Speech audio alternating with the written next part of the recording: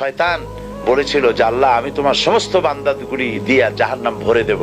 আল্লাহ তখন ফেরেশতাদেরকে ডেকে বলছিলেন, ফেরেশতারা শয়তানে বলল কি শুনেছ? তোমরা যাও পৃথিবীতে, আমার বান্দারা শয়তানের ওয়াসওয়াসায় পড়ে যদি একটা গুনার নিয়ত করে, গুনাহটা করে নাই, গুনার নিয়ত করেছে, আমলনামায় একটা গুনাহ লিখে দিও। আমলনামায় কোনো গুনাহ লিখবা না। গুনার নিয়ত করেছে, গুনাহটা করে নাই, গুনাহ লিখবা না। যখন গুনাহটা করে ফেলবে তখন একটা গুনার জন্য একটা গুনাহই লিখো, আর যদি তওবা করে তা আমি মাফ করে দেব।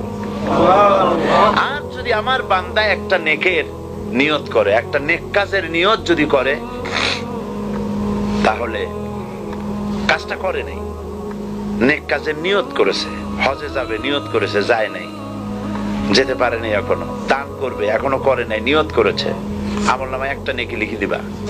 আর যখন নেকের কাজটা করা হবে তখন 10টা গ্রেস মার্ক লাগাই দিবা, 10 গুণ বাড়ায় দিবা। আর আল্লাহ পাক বলেছেন আমি যে আমলে খুশি হব, নিচে হলো 10, উপরে 700 পর্যন্ত বাড়ায় দেব। সুবহানাল্লাহ। এই হচ্ছে আমার আল্লাহ পাক, তিনি কিয়ামতের দিন বিচারে অত্যন্ত কঠোর